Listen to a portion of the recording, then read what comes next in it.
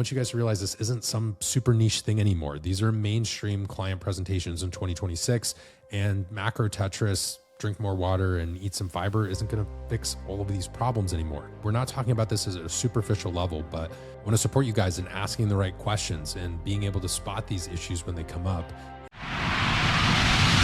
What's up and welcome to Sam Miller Science, where you're joining me just over a decade into my personal journey of working to bridge the gap between metabolism, macros, muscle, and medicine, all while helping coaches scale the impact that they desire and deserve. If you are here, thank you so much for listening and for trusting me to help you elevate your coaching game or to lead you in your transformation to realize your true potential.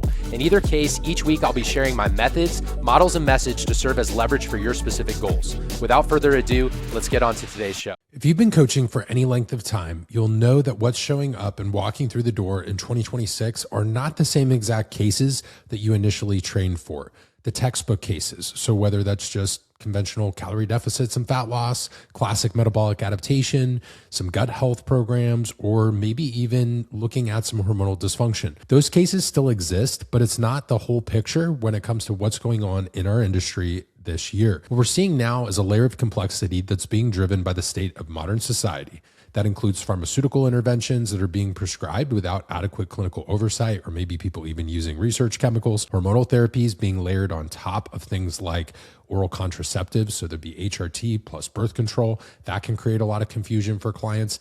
And we're also dealing with an environment that's both psychologically and sometimes biochemically hostile to human physiology, where it's impacting basic biological functions, including reproduction. And that's being compromised at a population level, and we have data to back that up. Today, I want to walk through 3 specific issues because I think every health coach needs to have a working understanding of it in 2026. Now, I'm not sharing these so that you can pretend to play doctor or do anything crazy with your clients.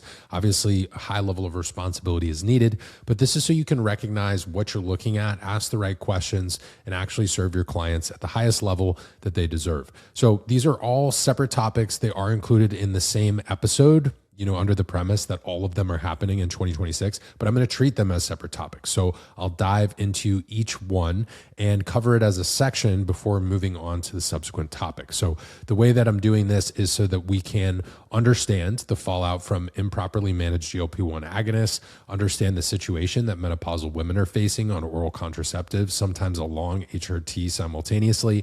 And then we're going to talk about the modern infertility crisis and how it's contributing to issues both for men and for women. So we'll start with GLP-1s because this issue has probably generated the most confusion, attention, and conversation in the health space over the last few years. Now, GLP-1 receptor agonists, so medications like semaglutide and tirzepatide. So semaglutide is GLP-1. Tirzepatide is actually a dual agonist, but it's in the same family of peptides. These were originally developed as treatments for type 2 diabetes.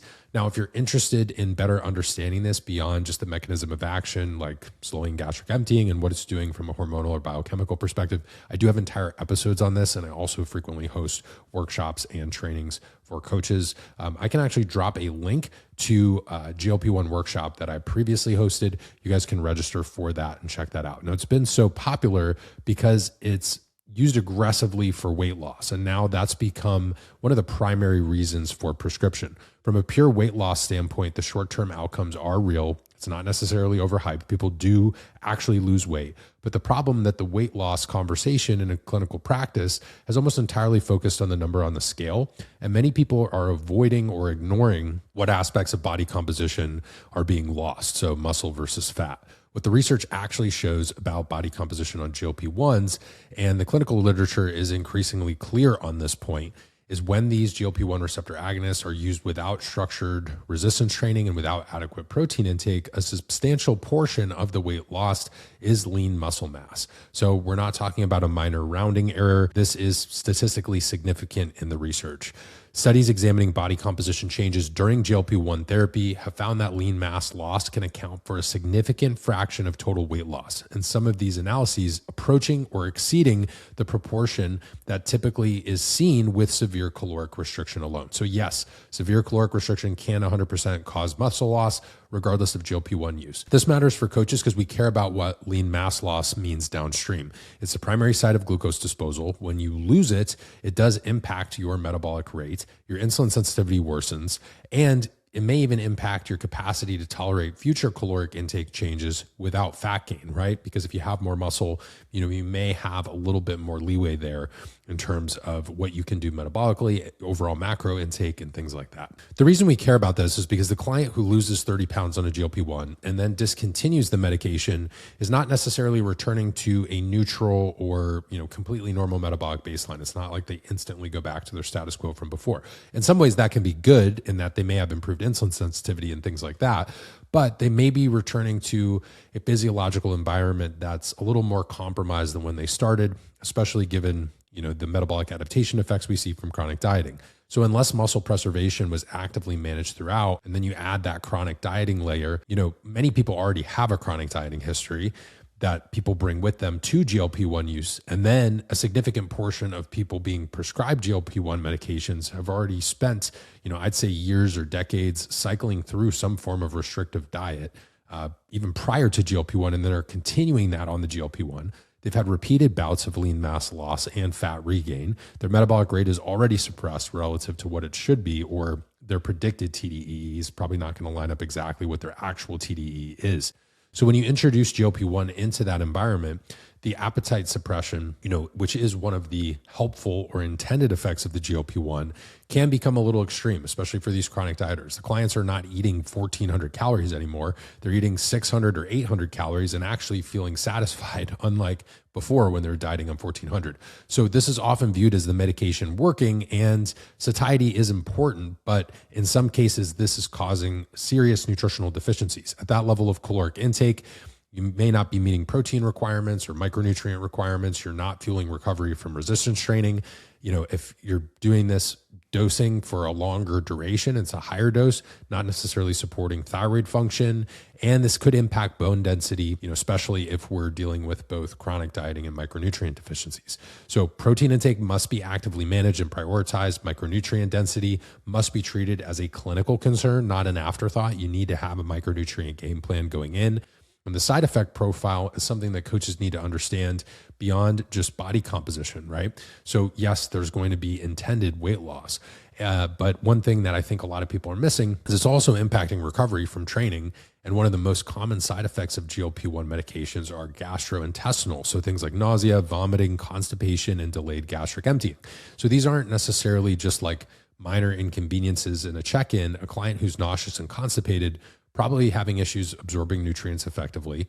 A client with severe gastric emptying is not exactly timing their pre and post workout nutrition in a meaningful way, or maybe they just don't even feel like eating before a workout because it suppressed their hunger so much.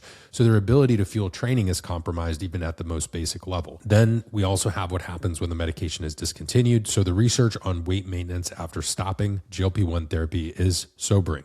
Without the behavioral and physiological infrastructure to sustain the weight loss, so things like adequate protein intake, resistance training, metabolic rate that's been protected through really solid habits, weight regain is rapid. And usually, in a lot of these cases, it can exceed the original loss. That's not to say that it's going to happen every time or the majority of the time, but it can certainly happen.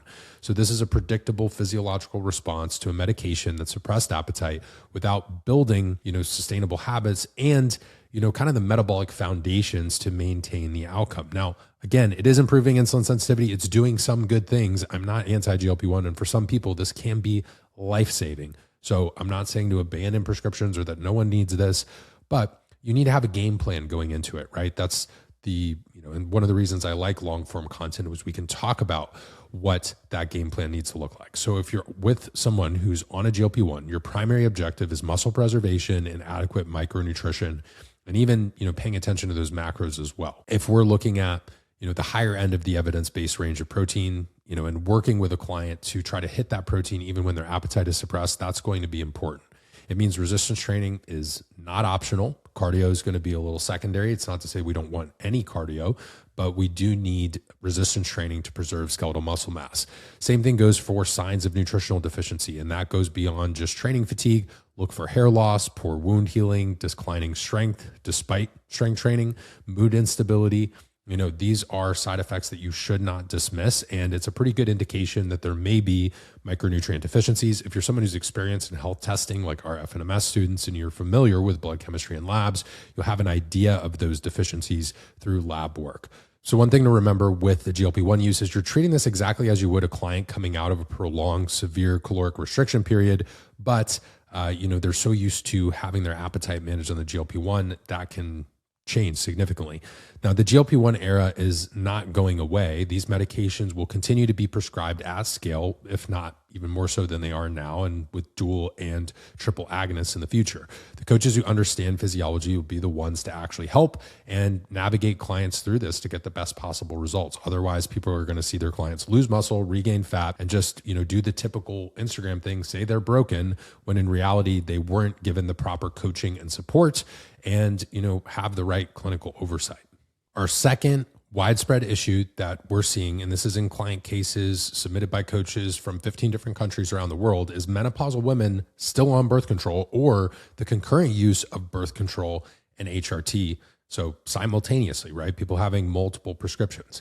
And this topic is one that I think is underappreciated in the coaching space because not every health coach is having a conversation about this, or they just kind of default to someone's OB or, their primary care physician. But we're seeing a lot of women in their 40s, 50s, and even 60s taking oral contraceptives. And especially in the perimenopausal window, this can be confusing and also lead to a lot of symptoms that people, want addressed or managed, and they're frustrated. So to understand why this is a problem, you need to understand, how this even happens in the first place. So the clinical logic behind prescribing the birth control pill in perimenopause, which, if we think of perimenopause as defined as the transition leading up to menopause, and usually happens around the age of 51 as the average age in the United States. For some women, this is beginning in their mid 40s and lasting several years. For other women, it may start in early 50s. Now, during this time, ovarian function becomes erratic.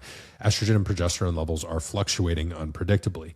Women experience irregular and sometimes very heavy menstrual bleeding. So vasomotor symptoms like hot flashes, night sweats, sleep disruption, mood changes, and cognitive symptoms can be happening across the board during this perimenopausal window. Now, from a clinical standpoint, combined oral contraceptives, this is really the standard birth control pill, and you'll see women taking this in their teens all the way through their adult years and, when they are of reproductive age. Now, the reason women are prescribed birth control is because the perception is that they're addressing multiple issues simultaneously in terms of reducing heavy bleeding and providing contraception. And, for some women, this is still necessary in perimenopause as ovulation can still occur, but it's not necessarily regulating your cycle like you've been told. And, synthetic estrogen is sometimes given to suppress vasomotor symptoms, even if it's not necessarily perfectly ideal. Now, medical eligibility here, there's no real contraindications in terms of age. So healthy non-smoking women over the age of 40 are still considered, they're basically still eligible for the birth control pill to get that prescription from their physician. Now, the problem actually arises from what the pill actually does to the hormonal environment, and then when people are layering HRT on top of that. So this could be hormonal contraceptive, but also women on hormonal IUDs that contain levonorgestrel releasing systems, and then they're being given, bioidentical hormones or some type of HRT. So the estrogen in a standard combined oral contraceptive is ethinyl estradiol. This is a synthetic compound. It's not the same as bioidentical hormone replacement therapy and the estradiol that comes in creams, patches, or even injectable estradiol. Ethinyl estradiol is significantly more potent at the level of hepatic metabolism in your liver, meaning it has a much stronger effect than natural estradiol does, or bioidentical estradiol, or endogenously produced estradiol. One of the most clinically significant consequences of this potency at the level of the liver is a dramatic increase in the liver's production of sex hormone binding globulin, or SHBG. SHBG is a carrier protein. If you've listened to any of the past content on birth control, women's health, PMS, menopause, even men's health, I've talked about SHBG. Now, on birth control, SHBG levels rise sharply, and they do this in response to ethinyl estradiol, and this impacts the amount of free testosterone in circulation. The research on this is pretty well established, so combined oral contraceptives decrease both total and free testosterones and significantly increase SHBG. I've covered this in past episodes and even some things on what we can do about that. Some studies have found that SHBG levels can be persistently elevated even after the oral contraceptive is discontinued, suggesting that the effect on the liver's protein synthesis is not always fully reversible in the short term. So for a woman in her 40s who's already experiencing the natural hormonal decline of perimenopause, including a natural decline in testosterone, this pharmacological suppression of free testosterone is probably already compounding what may be an existing deficit, but it also suppresses this in younger women of reproductive age as well. So it's just an issue across the board.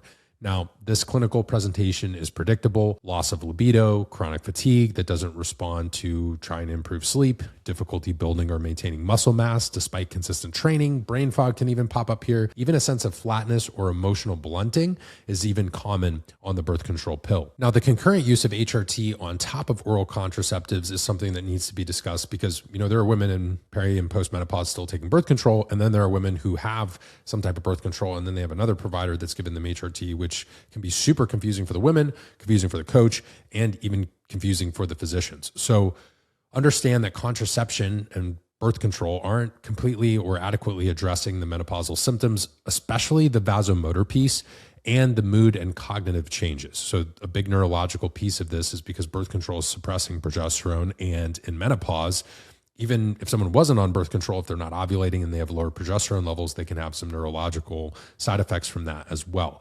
So birth control is highly potent at suppressing the endogenous hormonal environment. The bioidentical estradiol and the HRT is then trying to operate in a system that has been pharmacologically altered by the pill.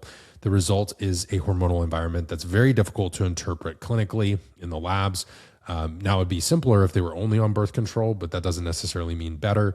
And the oral contraceptive masks a bit of the menopausal transition itself because it's already suppressing ovulation. So one of the ways clinicians assess where a woman is in the menopausal transition is measuring FSH levels. Follicle stimulating hormone is that acronym.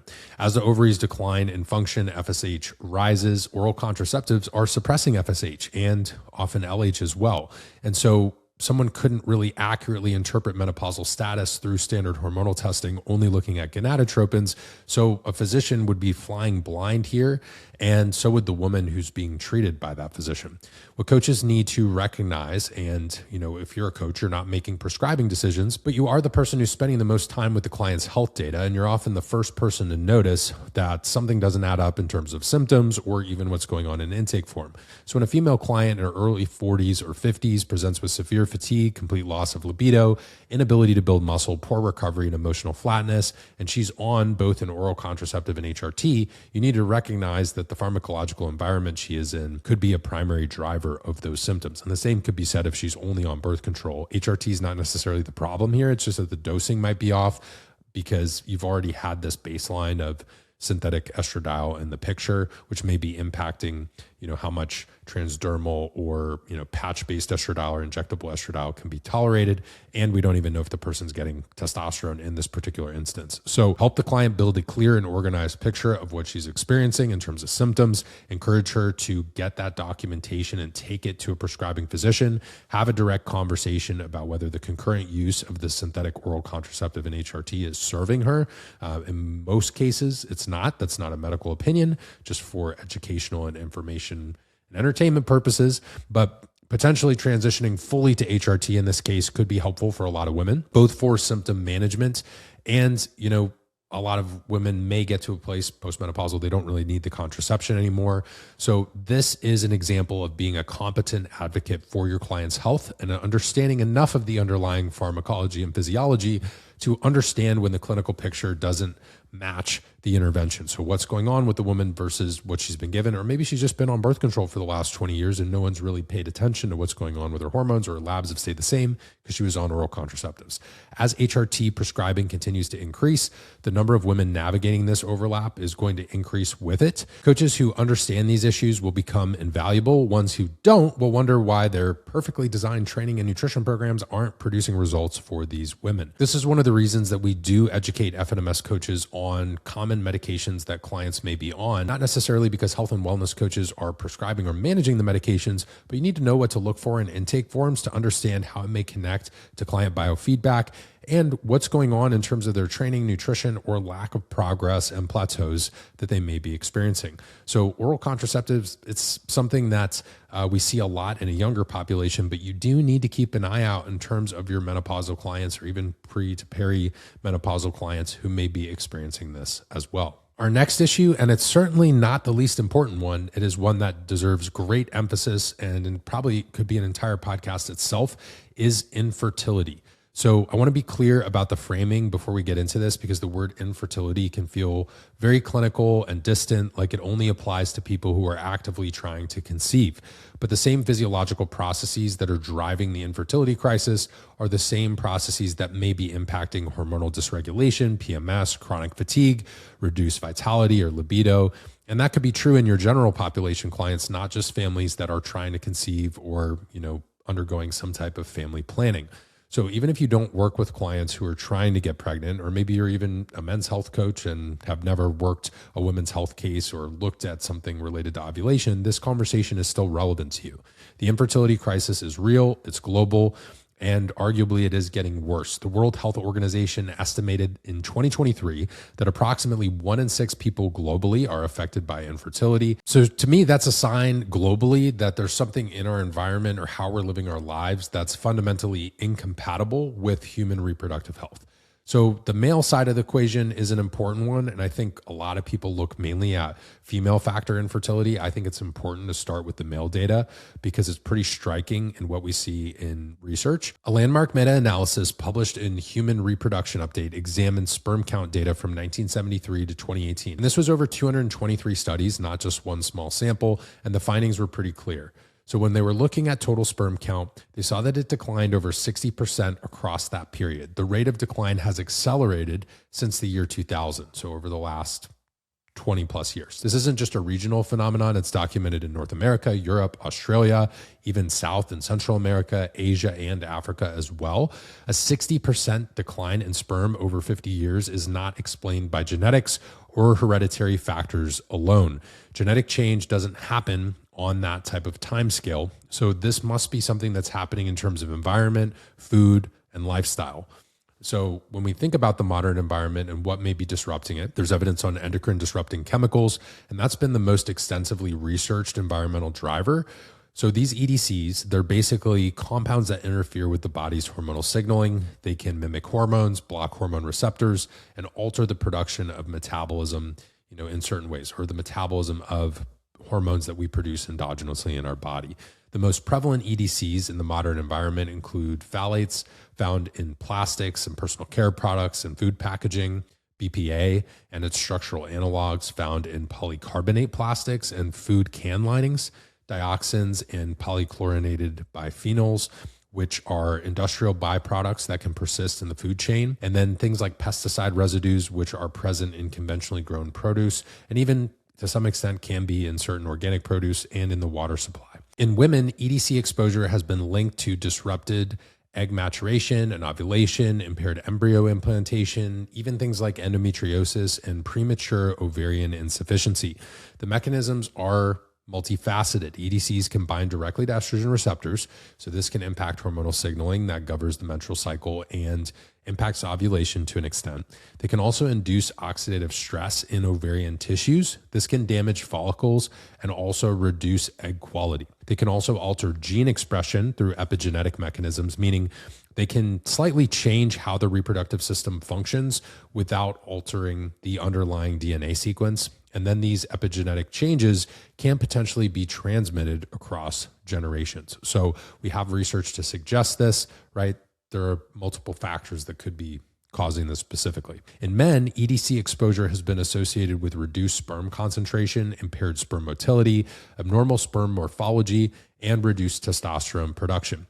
The testes are particularly vulnerable to EDC exposure during fetal development and puberty, but adult exposure continues to exert effects throughout the reproductive lifespan. Now, chronic stress can also be one of the main drivers we're seeing here in addition to EDCs, and that's because chronic stress, and oxidative stress kind of go hand in hand in that conversation. So if EDCs contribute to it, sedentary lifestyle and food contribute to it, and then HPA axis dysfunction. We talk about the hypothalamic pituitary adrenal axis. This is the body's primary stress response system. A lot of people think of this as fight or flight or your fight, flight, or freeze response. When the brain perceives a threat, the hypothalamus releases corticotropin-releasing hormone, which triggers the pituitary to release ACTH, which then triggers the adrenal glands to produce cortisol. This is an appropriate and adaptive response to acute stress. The problem is modern life, isn't necessarily always acute stressors. Sometimes it might be, right? You might get a stressful email or call or text message, or maybe there's traffic, but there's a lot of low-grade persistent stressors, whether that's from social media, work demands, poor sleep, relationship strain, finances, and this kind of background hum of information overload that people are exposed to. So the HPA axis wasn't really designed for that type of stress. When it's chronically activated, then cortisol is going to remain elevated more frequently, and this can have effects on the HPG axis, which is important from a fertility perspective. This is really what's governing that reproductive function that we've been talking about throughout this fertility section.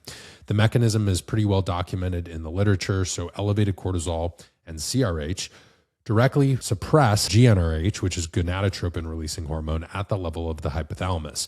GnRH is the signal that then drives part of the reproductive hormonal cascade, because it's then going to impact LH and FSH downstream. When those decline, ovulation is disrupted in women and testosterone can be impacted in men. So the body is, in a pretty literal sense, deciding that the environment may be too hostile for reproduction, or just too stressful of an environment, or just not conducive to having an infant or newborn running around.